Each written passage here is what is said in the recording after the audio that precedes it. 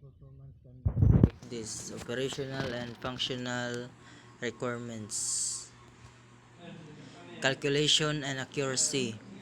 The accuracy of all calculations performed by ICD should be independent of the characteristics of the output device and should be consistent with the system database accuracy.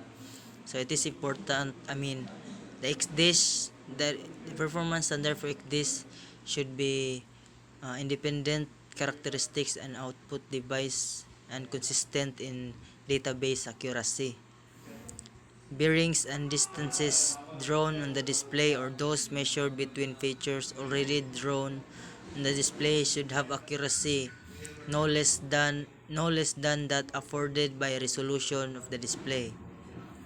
The system should be capable of performing and presenting the result of at least the following calculations: true distance and azimuth between two geographical positions, geographic position from known position and distance azimuth, and geodetic calculations such as spheroidal distance, rhomb line, and great circle.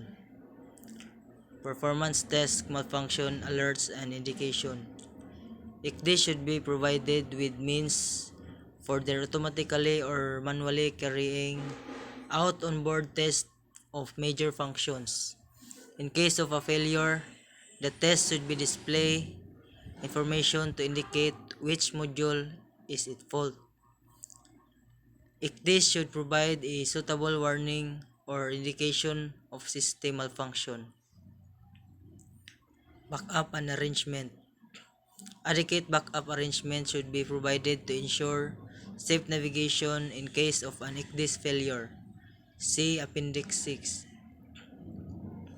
Facilities enabling a safe takeover of ICD function should be provided in order to ensure that ICD failure does not develop into a critical situation. A backup arrangement should provide means of safe navigation for the remaining part of a voyage in case of an ICD failure.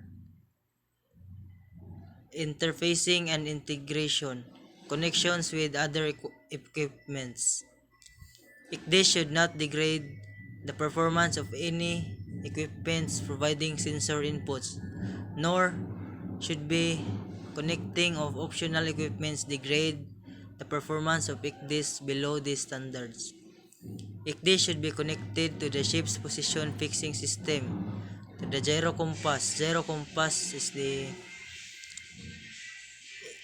indicator of where the position or bearing to get. And speed and distance measuring device. For ship not fitted with the gyro compass, ICD should be connected to marine transmitting heading device. ICD may provide a means to supply system database information to external equipment. Power supply. It should be possible to operate ICD and all equipment necessary for its normal function when supplied by an emergency source of electrical power in accordance with the appropriate requirements of SOLAS Chapter 2-1. Changing from one source of power supply to another or any interruption of supply for a period of up to 45 seconds should not require the equipment to be manually reinitialized. That's all. Thank you.